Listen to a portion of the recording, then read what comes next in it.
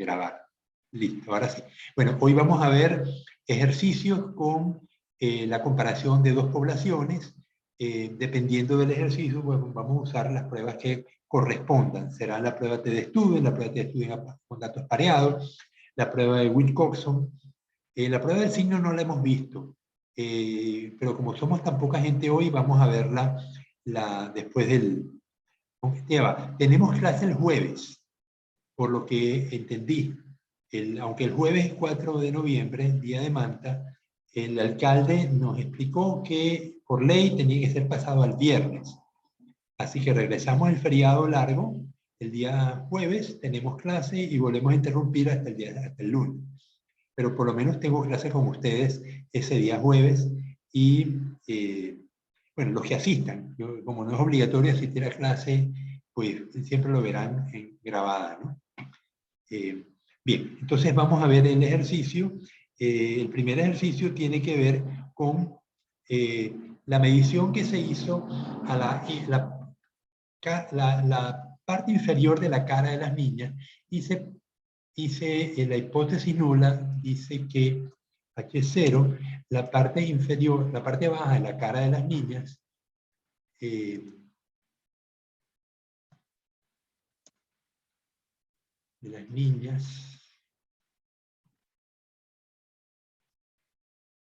no cambia con el transcurso de un año, y la hipótesis alternativa obviamente es que sí lo hace. Entonces H1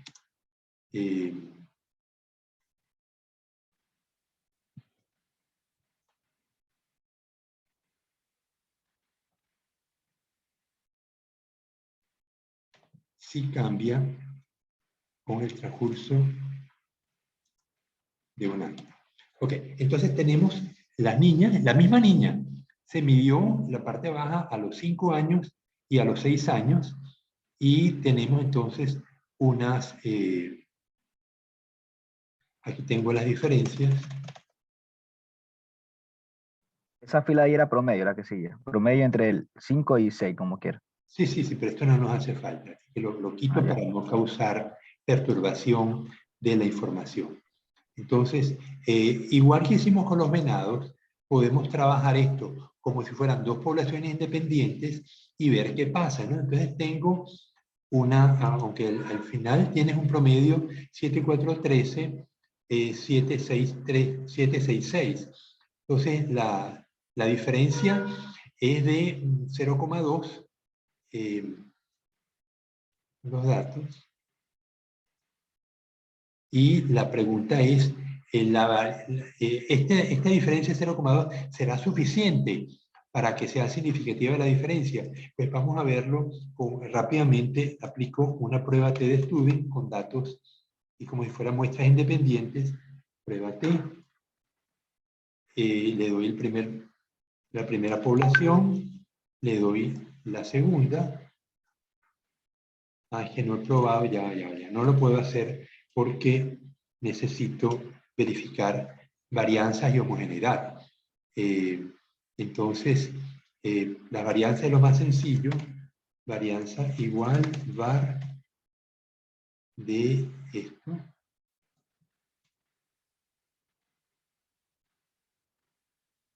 Ok, y la Fmax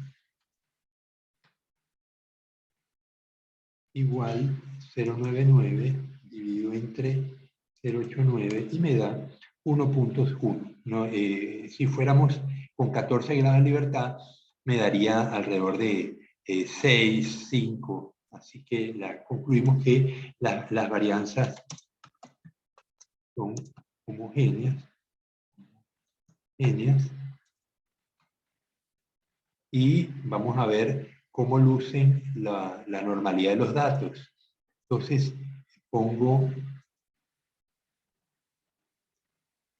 me los llevo,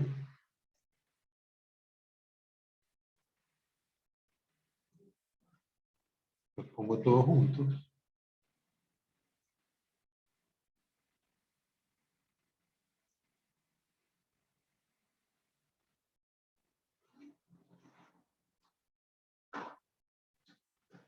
Ah, pero ¿cómo termina? 764.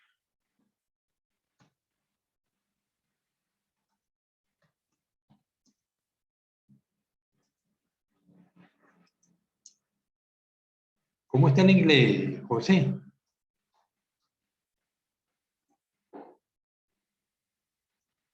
José Murillo, dime cómo está tu inglés.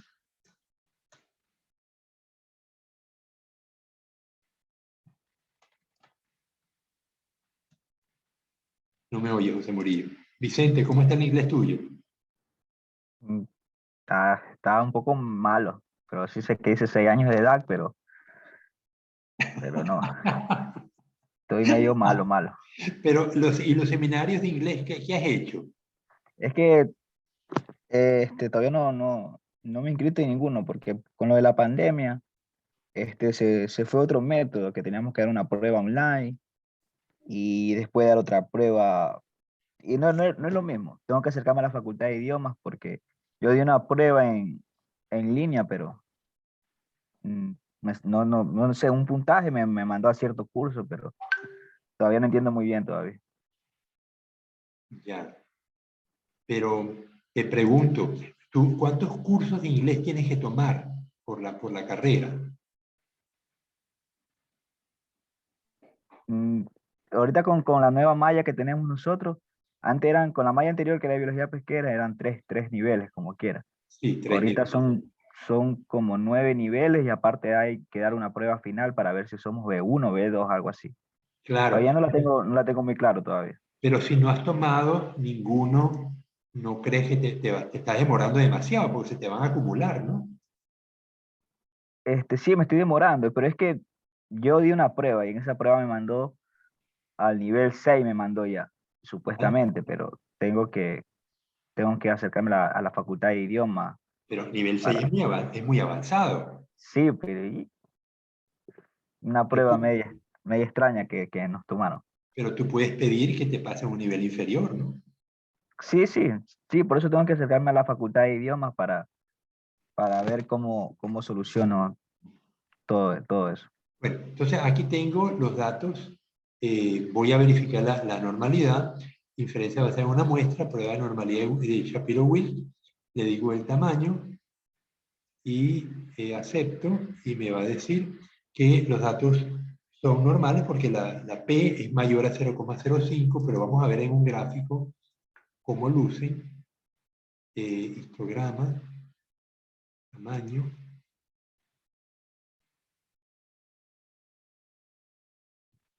Bueno, tengo pocos datos en los extremos y muchos datos al medio. Eso se parecería a una campanita, ¿no?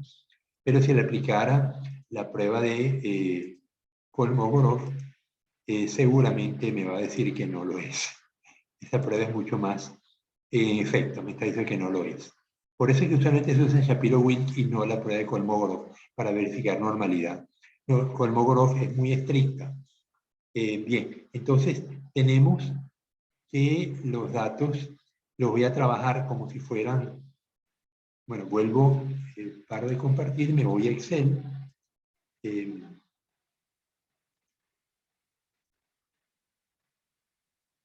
eh,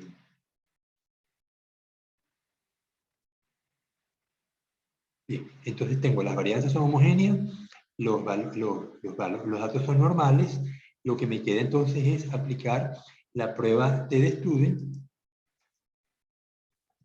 prueba de Student, como si fueran poblaciones independientes. Independientes. Sabemos que no lo son, pero solamente con fines del ejercicio pendiente. Entonces, igual, prueba.t, paréntesis, le pongo entonces la primera población, punto y coma, la segunda, punto y coma, quiero dos colas, punto y coma, y varianzas homogéneas, y me dice que la diferencia no es significativa. Fíjense, me da un P de 0,08, entonces, conclusión, la longitud inferior de la cara de las niñas no cambia en el intervalo de un año. Bien, entonces la longitud inferior de la cara de las niñas. Ok, entonces ahora vamos a tratarlo como si fueran muestras pareadas, que como lo son, como realmente lo son, ¿no? Entonces tomamos la diferencia, ya Vicente lo calculó, aquí tomaste, bueno, la C con respecto a la B, aquí calculamos el promedio de la diferencia y necesitamos también el error estándar. El error estándar, esta es la varianza, y necesito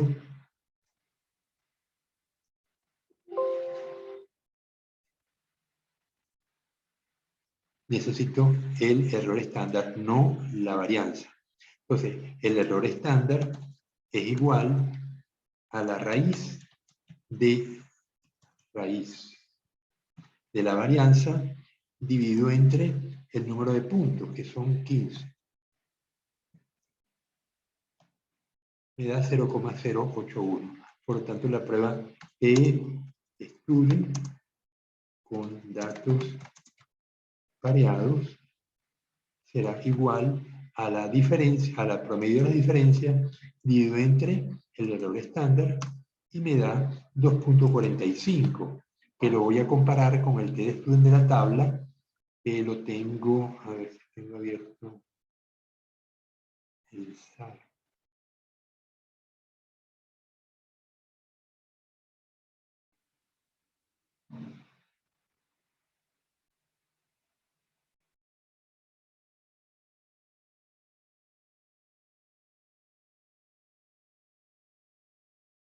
Aquí a Socal le da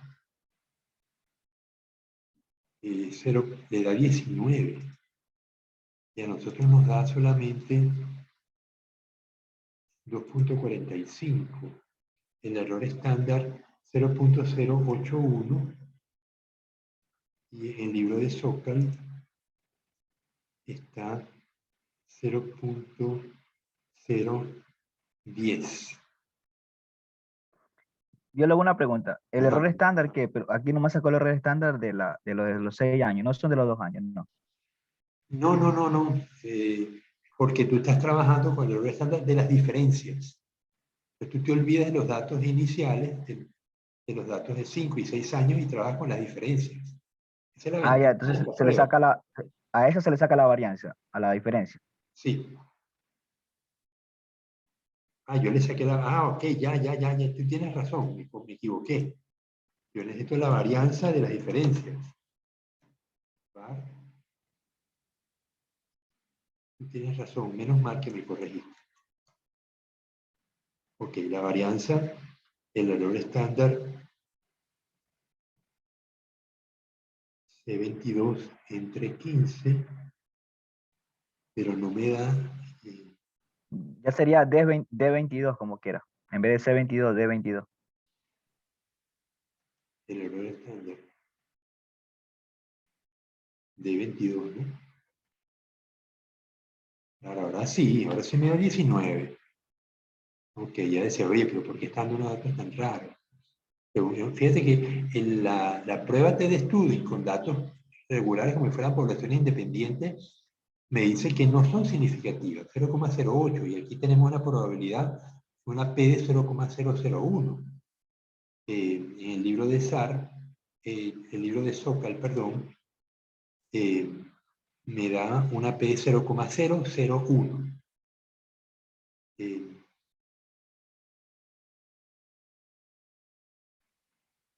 Bueno, entonces yo pienso que ya ustedes están en capacidad de dominar bien este negocio de las pruebas T-Student para datos pareados y datos normales. Conocen los paquetes estadísticos, Así que lo único que me quedaba era la prueba del signo, pero dijimos que le íbamos a ver la próxima clase porque hay pocos estudiantes y me gusta enseñar las nuevas pruebas cuando hay más estudiantes, porque si hay dudas, pues las puedo explicar, mientras que si lo que hacen es ver la clase grabada, pues no hay quien les explique las dudas, ¿no? Bien.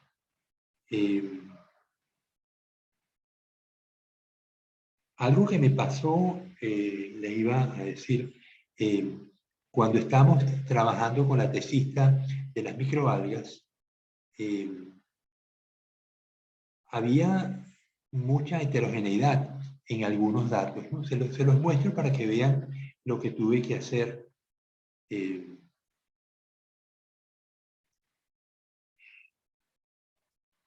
Biólogo, yo tengo una duda. Dime.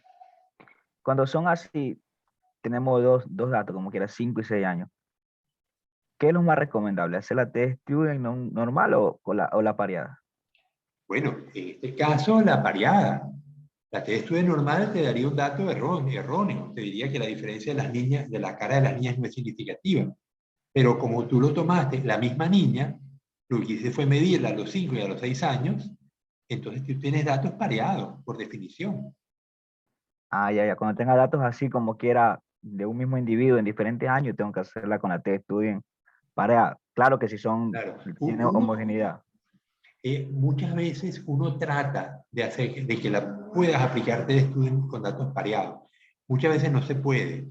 Si tengo datos de campo, me cuesta conseguir que los datos sean pareados. Pero en el caso de las redes de arrastre, si el barco permite usar dos redes, oye, yo estoy favorecido, porque puedo usar el AT de Student con datos pareados. Porque el barco está usando dos redes simultáneamente y las redes van suficientemente cerca una de otra como para que el material que esté entrando en una sea similar a lo que entra en la otra. Pero cuando, en el caso de Esmeraldas, cuando trabajamos con los barcos artesanales, ellos usan una sola red. Entonces, ahí teníamos problemas, ¿no? Porque ahí teníamos que trabajar con los datos y como si fueran muestras independientes, como en efecto lo son, aunque los barcos están trabajando cerca, pero no tan cerca como para poder decir lo que entra en una red es lo mismo que está entrando en la otra. Y la diferencia que yo obtenga sea debido al dispositivo para excluir los peces.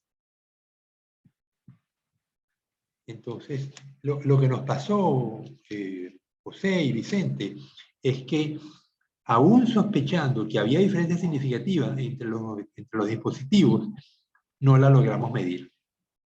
Y nos dio que las diferencias entre un dispositivo y otro no había diferencias significativas y por lo tanto era difícil recomendar un dispositivo sobre el otro. Esto está mal porque uno había visto en otros países cómo el ojo de pescado funciona mejor que otros sistemas de escape. No sé si ustedes están al tanto de estos dispositivos, porque a lo mejor les estoy hablando en chino y debería mostrárselos. Dime, José Murillo. Sí, biólogo. Muéstralo mejor. ¿Tú has pescado alguna vez? Con caña. Con caña, con anzuelo, pero anzuelo sin caña no. Sí, sí, también.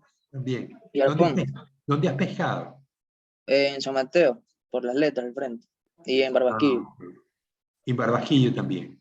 Ajá. Yo creo que esa sensación que se siente cuando el pescado muerde el anzuelo es una sensación bien particular, ¿no? Donde uno está peleando contra el pescado, trata de cansarlo, sobre todo si tienes caña, ¿no? Que lo liberas, lo recuperas, lo liberas. Así se hace con los peces de pico, ¿no? Bien, entonces les muestro los ensayos.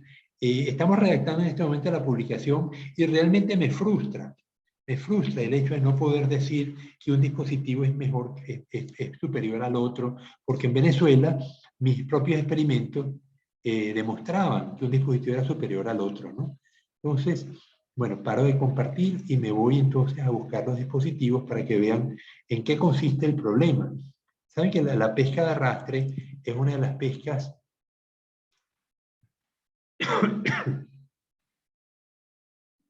más impactantes al ambiente.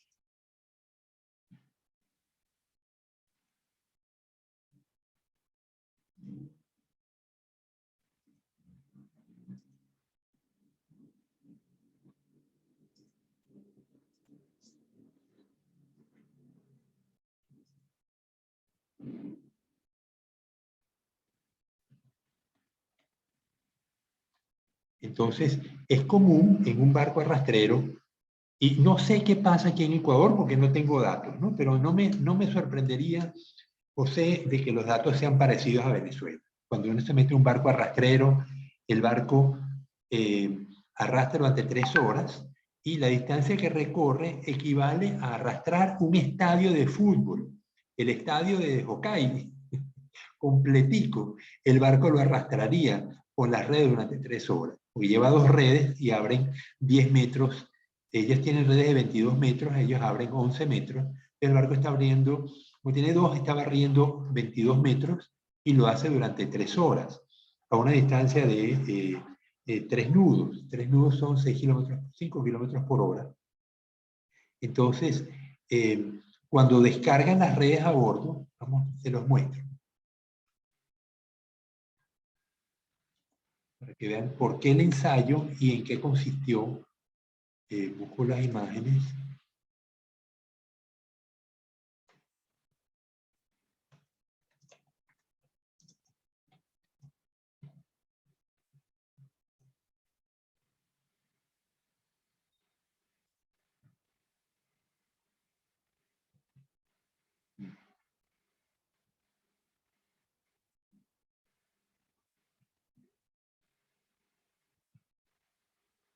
Bien, voy a compartir para que vean en qué consistió el experimento y por qué lo hicimos, ¿no? Entonces, aquí vemos, están viendo los barcos. Aquí a la derecha tenemos un típico barco arrastrero. Estos barcos Venezuela los compró en los años 50, 49, por ahí. Los compró en Florida. Fíjense que el barco tiene 2 bandas, 2 varas muy largas, de las cuales penden 2 par de puertas de madera, y cada puerta lleva 2 cuerdas, una unida a la parte superior de la red, a la parte de flotadores, y otra a la parte de cadena. La red tiene unas cadenas que van arrastrando por el fondo y es la que forza que el camarón brinque y entre a la red. Igual por el otro lado, ¿no? Aquí tienen pues otro barco. Ven la puerta. Este no, este es un barco arrastrero, pero esto es un beam trawler. El beam es la barra que ven acá, y esa barra, aquí no hay puertas. Fíjate que no hay puertas porque la barra es suficientemente pesada como para no requerir plomo en la banda, en la cuerda inferior de la red, y va arrastrando por el fondo y va capturando lo que hay, ¿no? Pero el impacto de esta red es todavía superior al impacto de esta, ¿no? Entonces, vamos a ver, cuando el barco descarga, vamos a ver la descarga. Vamos a ver si la vemos más grande. No se puede, entonces la vemos aquí directamente, ¿no? Entonces, detrás la está viendo, José, ¿verdad? Sí, biólogo. Okay. Entonces, el 70% de la descarga no tiene uso. El 30% sí lo tiene. Está compuesto, en este caso, es una pesca muy rica en camarones. Vemos pocos peces, pero esto va a depender del sitio, ¿no?, donde se esté operando. Pero en Venezuela, la mayoría de los barcos tenían un desperdicio. Fíjate, este señor con la pala, él va a separar el camarón del pescado y el pescado pequeño se bota por la borda. Muchas veces el 70% de lo que el barco captura son peces pequeños, caracoles, erizos, estrellas de mar, que no tienen mayor uso y se bota por la borda. El otro 30% son peces y camarones, y en Venezuela eran 6% camarones, 24% peces. Entonces, ese impacto que causa la flota rastrera, pues es muy grande. Aquí lo vemos, vemos distintas imágenes. Fíjense esta montaña, ¿no? Que se arma, y de esta montaña, pues los pescadores tienen que separar. Aquí están separando los técnicos, están separando los peces por tamaño. Esto lo hacían mis observadores. Yo tenía un equipo de 15 observadores que iban a bordo.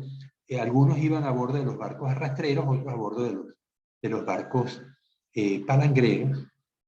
Pero fíjense las montañas, ¿no? Que en algunas ocasiones, en algunos países, los barcos descargan sobre una madera que está a la altura de la cintura.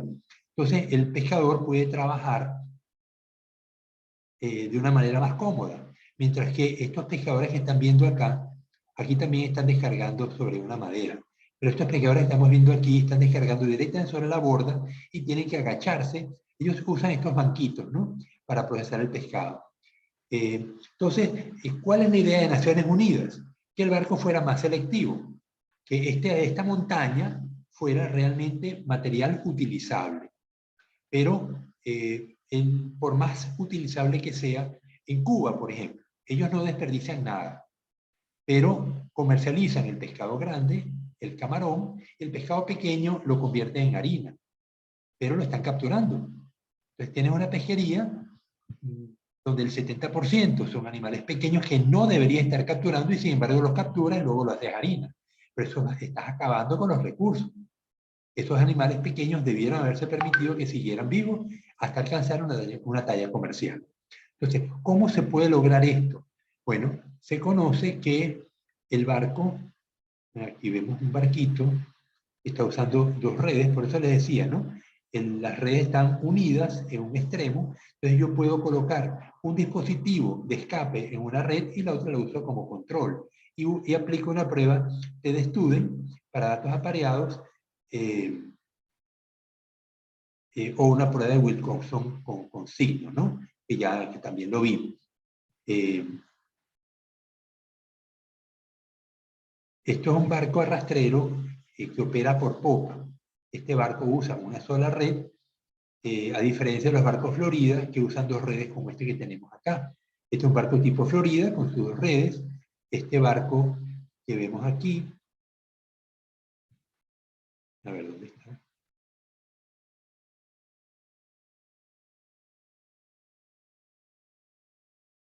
Este barco que vemos aquí usa una sola red por popa. Las redes por popa suelen ser más grandes y pueden ser igual camaroneras, porque la red camaronera requiere una malla muy pequeña para que el camarón no escape. La red escamera es para peces y tiene una luz de malla mucho mayor. Bueno, entonces ahora vamos a parar esto y vamos a ver los dispositivos. Entonces le digo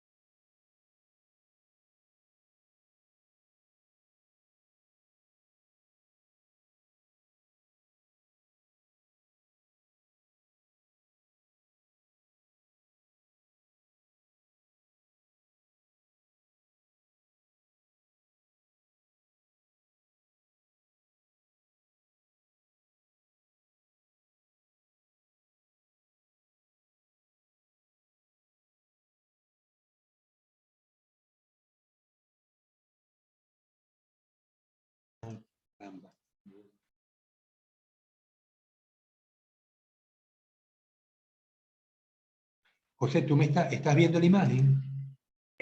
No, biólogo. Ya te la muestro.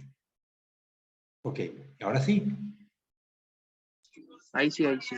Entonces yo tengo el saco de la red, tengo los camarones, tengo los peces y coloco abro un hueco, corto la malla y coloco una malla cuadrada. ¿Por qué cuadrada? Porque aquí ven un esquema de la malla cuadrada, ¿no? La malla normalmente es romboidal, como la vemos aquí. Esta malla es romboidal. Cuando la velocidad se acelera, la malla se estira y el hueco se cierra. Pero la malla cuadrada tiene la ventaja de que las tensiones van en la misma dirección de los hilos de la malla. Por lo tanto, no se cierra cuando el barco acelera y permanece el hueco abierto. Entonces, cuando el pez detecta esta abertura, sale. Vamos a ver si puedo tener... no, se ve muy mal.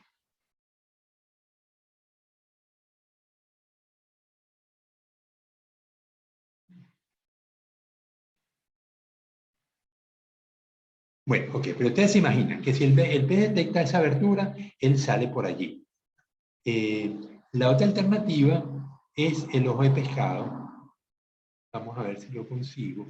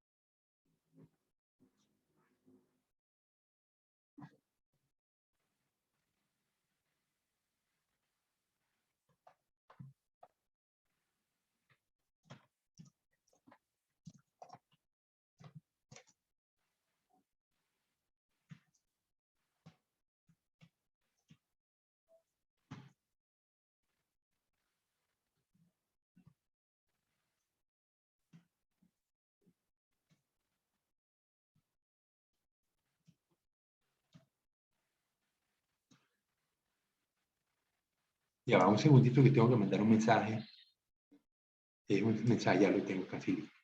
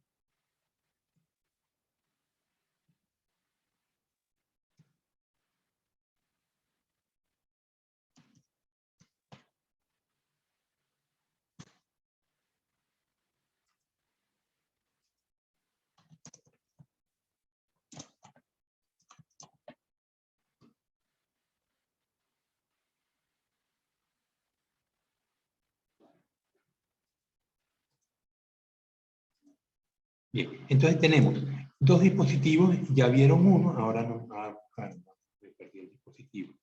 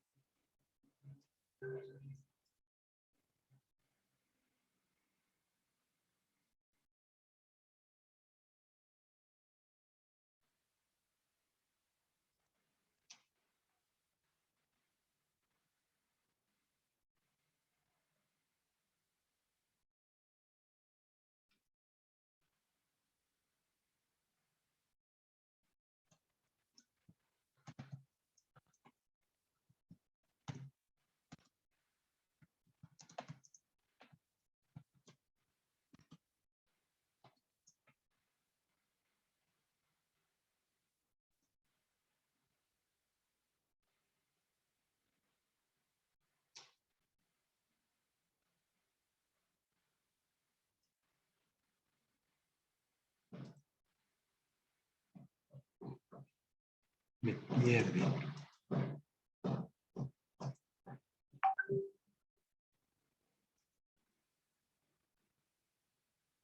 Se me pierde, José, ya va.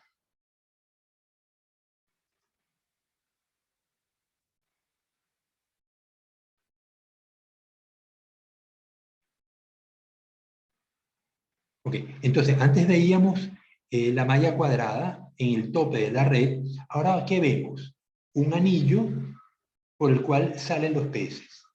Este anillo tiene la ventaja de que el agua a medida que la red va entrando, arriba ven una pelota negra, ¿verdad?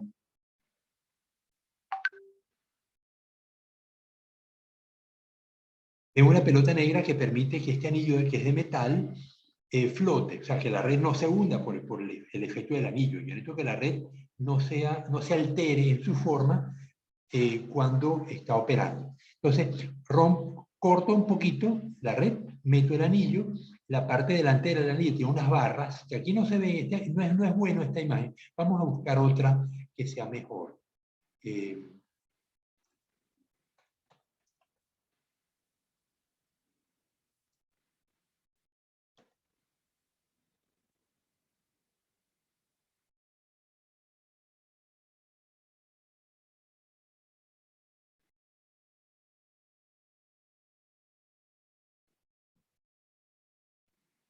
Ok, dime si se ve, José. Sí, biólogo. Bien, entonces vemos que aquí es un anillo, bueno, no es un anillo, es un semianillo. Semianillo, tiene una barrita al medio que no hace falta realmente. Tiene tres barritas, 1, 2, 3, que me permiten coserlo a la red y mantenerlo vertical. Es fundamental que esto esté vertical para que cuando la red opere, la red se va a mover hacia la derecha, el agua va a entrar por aquí. ¿Cómo se descubrió esto? Colocando buzos que iban junto con la red. Como el barco va a poca velocidad, los buzos se amarran a la red. Tenían una malla cuadrada puesta y el buzo iba viendo lo que iba pasando. Entonces veía cómo los peces se acumulaban en el saco de la red debajo de la malla cuadrada, pero no salían. Pero tan pronto el barco empieza a hacer la maniobra de recuperación, que reduce la velocidad, por la malla cuadrada empezaron a salir masivamente los peces. Entonces, ¿qué fue lo que sucedió? Cuando el barco empieza a maniobrar, que reduce la velocidad, se genera turbulencia y el pez es capaz de detectar la turbulencia y salir contracorriente. Entonces, por eso se pensó que si colocamos un ojo de pescado, como lo tenemos aquí, y el barco va operando, la red, fíjate, el flujo del agua es en este sentido, ¿no? O sea, la red va avanzando hacia la izquierda, el agua entra por la abertura, el pez detecta la salida y sale. Y de hecho, miren, los camarones se van quedando. ¿Ah? Los camarones no responden a esta porque los camarones dentro de la red son como una pelota. Como si tú lanzaras una pelota, ellos van dando vueltas y ¡pum! Llegan al saco y ahí se quedan. Pero los peces están nadando todo el tiempo. Esa es la diferencia entre camarón y peces dentro de una red. Entonces, con este dispositivo, en Venezuela logramos sacar entre el 50 y el 70% de la captura de peces. Eso es una cantidad formidablemente alta. Lo probamos con los barcos industriales y también escapaba el 70%. El problema es que esa captura que escapa es comercial, porque son peces grandes y peces pequeños. Pero escapan también los grandes y a las compañías no le convenían. Entonces, el ojo de pescado en la flota rastrera camaronera, que luego Chávez la prohibió, pero mientras operó durante muchas décadas, porque desde el año 50 hasta el año 2008, pues pasaron unas cuantas décadas, ¿no? Casi 50, 60 años de operación de una flota, y ellos comercializan el pescado y el camarón. A diferencia de la flota de mexicana y la flota norteamericana, y el pescado prácticamente no lo usan, salvo que se lo comen los pescadores, ¿no? Pero no lo comercializan, ellos comercializan camarón. Entonces, para ellos el uso del ojo de pescado es obligatorio. Ahora, entonces, ¿cómo hacía yo los experimentos? Bueno, tenía el ojo de pescado en un extremo de la red, en una red, perdón, y en el otro extremo, en la otra red, tenía el control, no le ponía nada.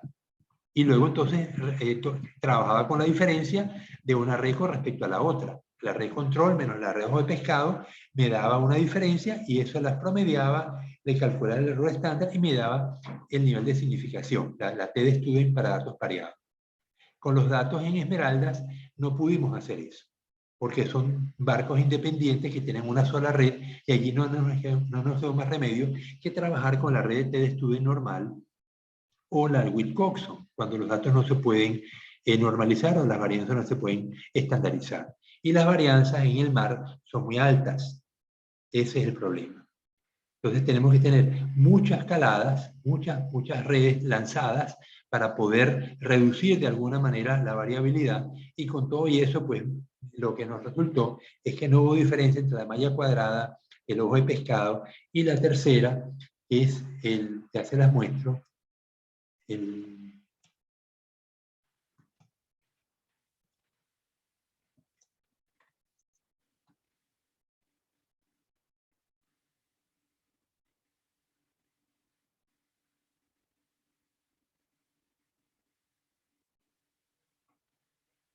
No.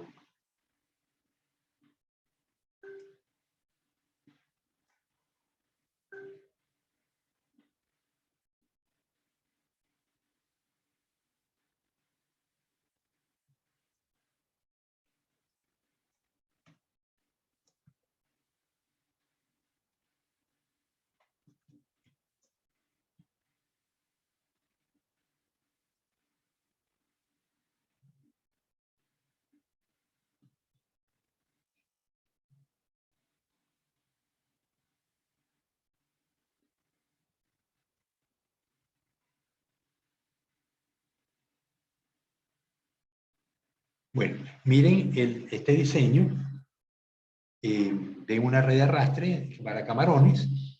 Tiene las puertas de madera, que las ven aquí a los extremos, tiene unos flotadores, tiene una red, una cuerda que va pegada a las puertas, que tiene cadena o tiene plomo, y tiene una segunda cuerda por encima, y entre cuerda y cuerda, entre las cuerdas inferiores, van unas cuerditas que me mantienen la altura de la abertura. O sea, cuando la red opera, ella se levanta del fondo, permanece en el fondo porque las puertas la están obligando, pero si por la red fuera, ella se levantaría completamente.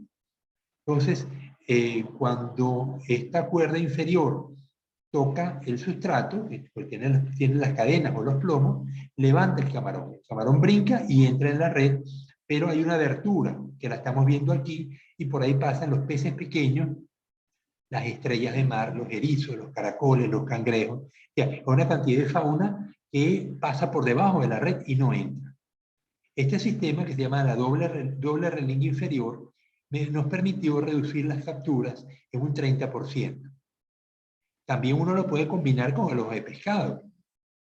Uno le pone el ojo de pescado aquí en el túnel y la doble relingue inferior, y ahí deberíamos entonces esperar un 50 por el ojo de pescado, más un 30, como un 80% de reducción de las capturas incidentales. Sin embargo, en Esmeraldas no nos funcionó muy bien. Lo que mejor funcionó fue el ojo de pescado, que nos redujo en un 40% las capturas incidentales, las capturas de peces. No fue como en Venezuela en 50-70, pero bueno, 40 no está mal, ¿no? Entonces, estamos publicando el trabajo y esperamos que la Subsecretaría de Recursos Pesqueros saque la resolución permitiendo la pesca de camarón pomada en Esmeraldas, porque actualmente está prohibida, pero una prohibición un poco de vista gorda, ¿no? Porque tienes 500 barcos operando en Esmeralda en zonas prohibidas. Porque en teoría en Ecuador los barcos no pueden operar en la primera milla. Pero es en la primera milla donde está el camarón pomada. Más allá no hay. Entonces, o lo pescas allí o no lo pescas.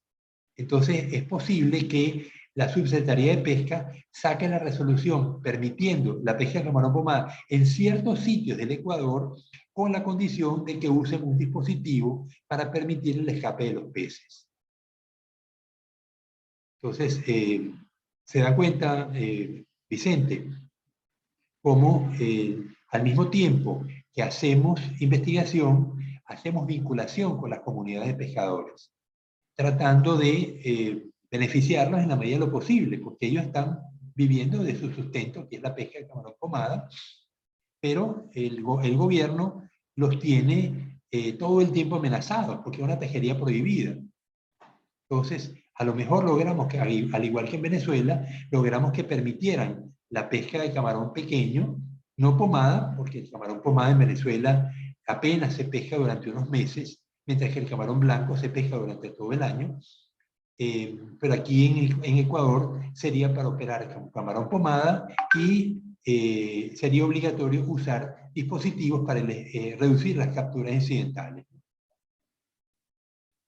Bueno, ¿algún comentario? Para el camarón pomada usan malla bien finas, por así decirlo.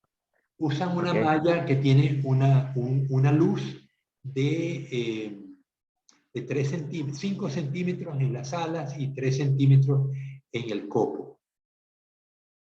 Esto que están viendo acá es un túnel de prueba. No muchos países tienen esto, pero cuando uno va a diseñar una red, fíjense que la red tiene los flotadores arriba, tiene plomos abajo y ella está abierta, hay una velocidad uniforme, esa es la ventaja del túnel, ¿no? Uno puede tener la red sostenida en algún sitio, el piso, que están viendo, el piso marrón, es un sustrato plástico y se mueve. O sea, la red está fija, lo que se mueve es el agua, porque tiene unas bombas que me lanzan el flujo de agua a una velocidad constante, está diseñado para que la velocidad sea uniforme en todo el túnel y el piso se mueve de tal manera que haga resistencia, como si la red estuviera operando avanzando, ¿no? Hay túneles de esto en los Estados Unidos, en Dinamarca. Yo estuve en el de Dinamarca, porque la FAO nos llevó a visitarlo.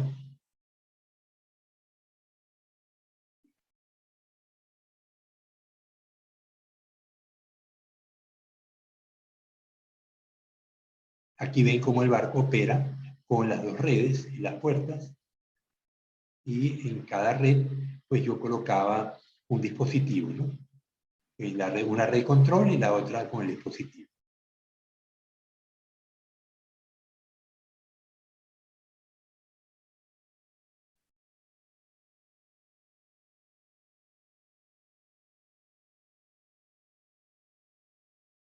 Bueno, aquí ven un dispositivo que se llama el dispositivo excluidor de tortugas.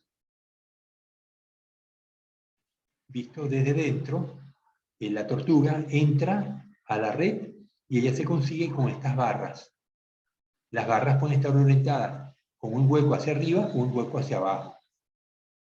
Entonces la tortuga toca y sale de la red, mientras que los peces y los camarones pasan a través de las barras.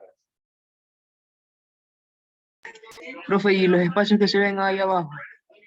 Esto son aberturas, porque este es un experimento combinado, ¿no? Aquí tenemos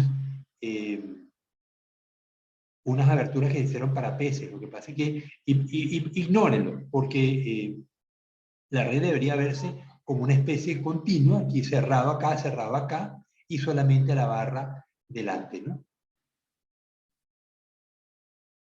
Aquí vemos a la tortuga saliendo. Esta tortuga, este dispositivo tiene abertura por debajo. Fíjense que la malla está suelta. O sea, la malla está cosida por la parte delantera, pero por la parte trasera no está cosida. Y entonces cuando la tortuga sale, la fuerza del agua me fuerza a que la malla vuelva a colocarse y evita que los camarones que están entrando a través de las barras se salgan. Pero con todo y eso, hemos visto que el escape de camarones en las redes que tienen el dispositivo suele estar alrededor del 20%, que es muy alto. Aquí vemos una tortuga carey saliendo de la red.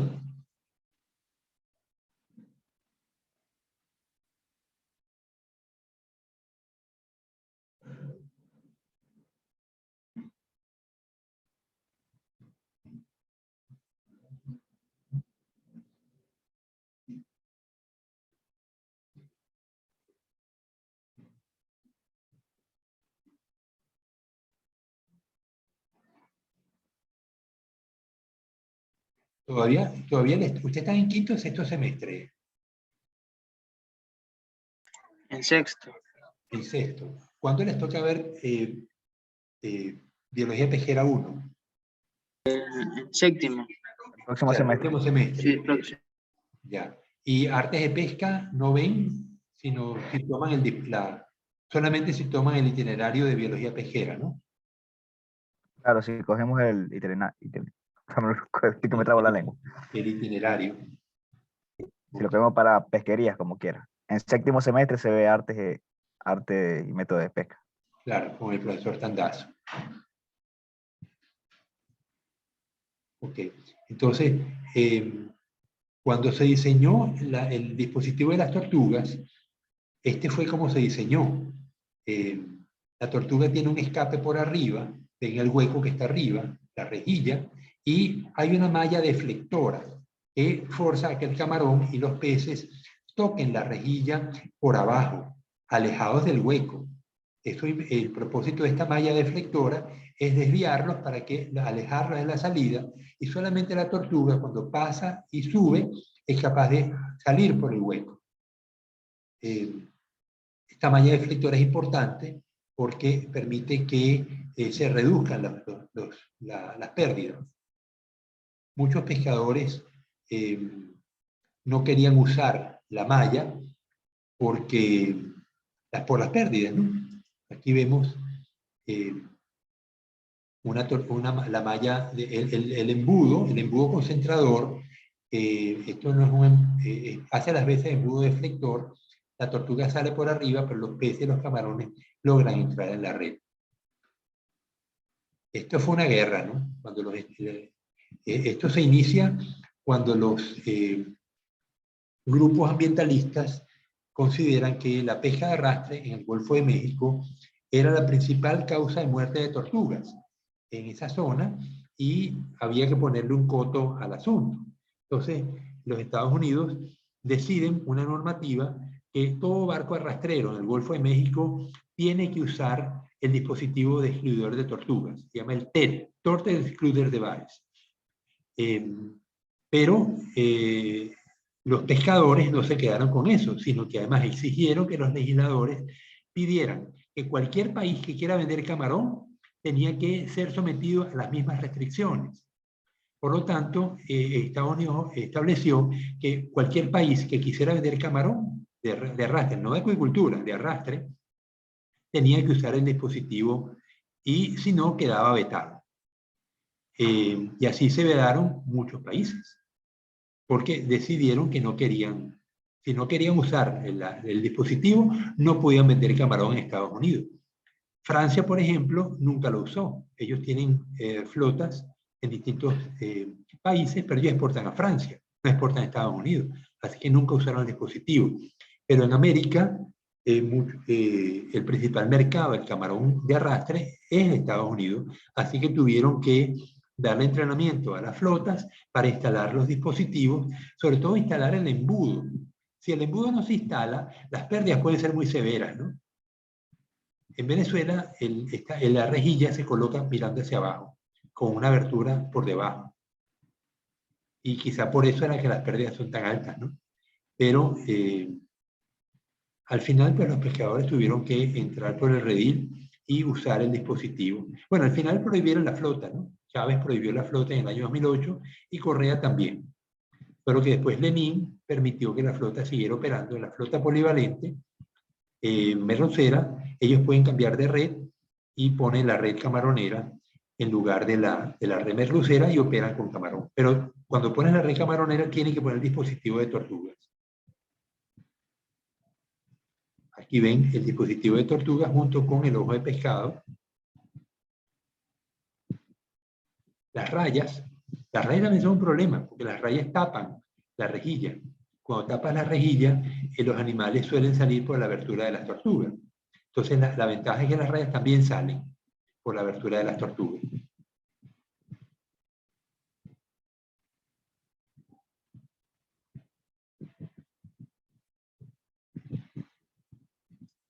En Europa, ellos usan este dispositivo, que es una rejilla con abertura, con separación en las barras más o menos pequeña, y logran el escape de los peces de una manera bastante importante. Se llama la rejilla Nordmor. Fue inventada por un pescador en la comunidad de Nordmor y por eso lleva ese nombre, ¿no? Entonces, yo intenté usar este sistema en el río Orinoco y no me funcionó porque en esta rejilla las hojas y las ramas, cuando hay muchas hojas y muchas ramas en la playa, se pegan aquí, tapan la rejilla y toda la captura sale, lo cual es un desastre, ¿no? Fíjate que aquí no hay tapa, ¿no? Aquí está, la abertura está completamente abierta y los animales entran a través de las rejillas.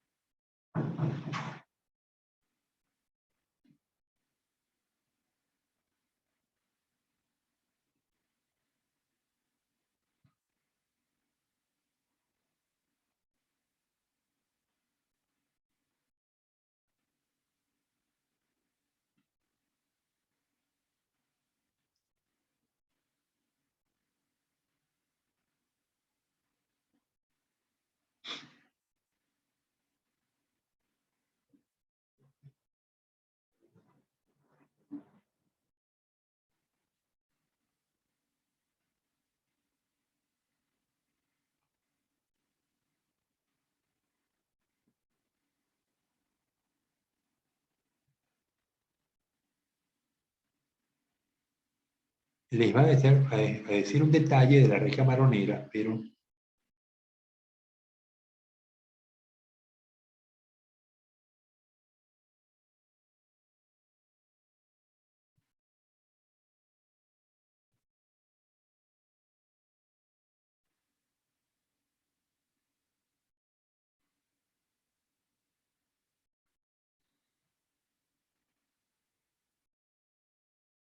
ok.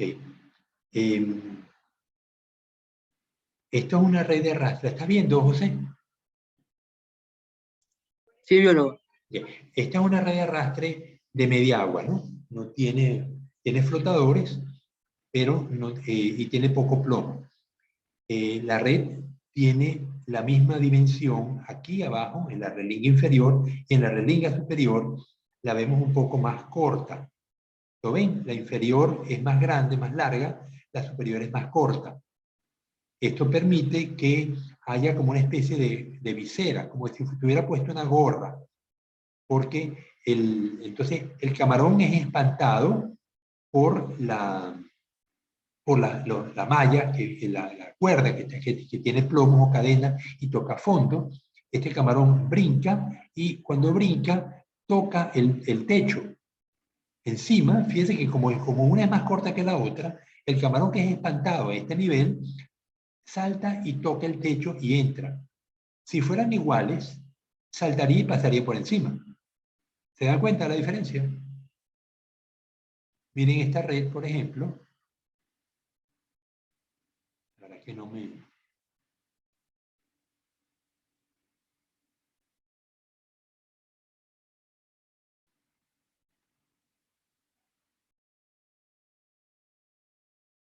Ok, en una red la están viendo, esta red en azul.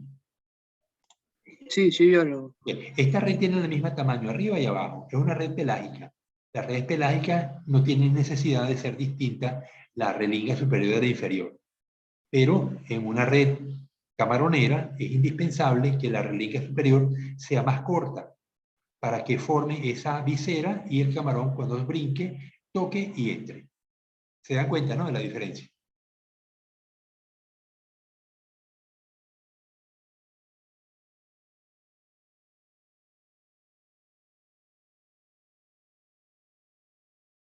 Bueno, la clase de estadística terminó siendo una clase de biología pesquera, pero lo importante es que se dan cuenta del tipo de problemas que enfrentamos cuando trabajamos en el campo, cómo sortear la variabilidad como la variabilidad es inherente a todos los sistemas biológicos. No hay manera de evitarla, pero sí hay manera de trabajarla, disminuirla. Las pruebas pareadas, como vieron, pues son una tremenda ayuda en este tipo de experimentos en el mar. Un experimento que también usamos, pero que no tengo el dibujo. Imagínense una sola red, pero el saco, en lugar de ser un saco, son dos sacos, como si fuera un pantalón. Esa red se llama red de arrastre tipo pantalón. Entonces, ahí no hay duda que lo que entra por la red es una sola unidad, y al llegar al saco se divide entre los dos sacos, ¿no? Las dos piernas del pantalón. En una pierna coloco un dispositivo y en la otra lo uso de control. Eso también lo usamos en los barcos arrastreros artesanales, pues como usan una sola red, fue la manera como verificamos que la pérdida de captura alcanzaba un 75%, porque usaba una red pantalón.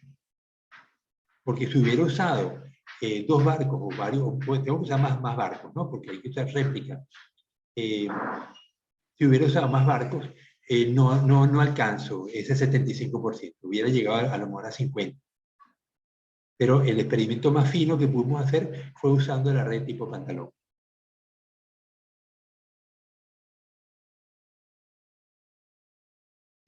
Bueno, falta un cuarto de hora.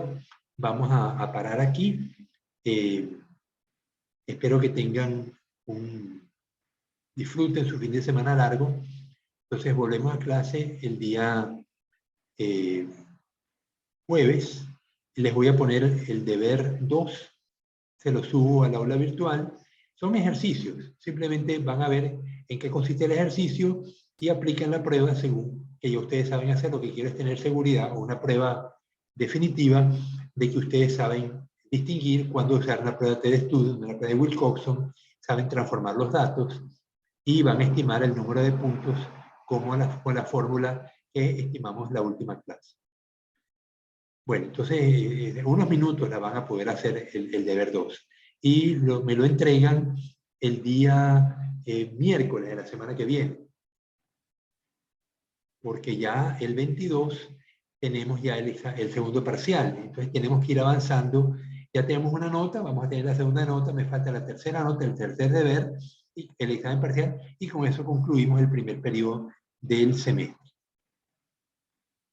Bueno, si tienen dudas me escribe José y Vicente. Ok, Listo, yo. biólogo. Bueno, hasta luego entonces. Bueno, hasta luego. Gracias.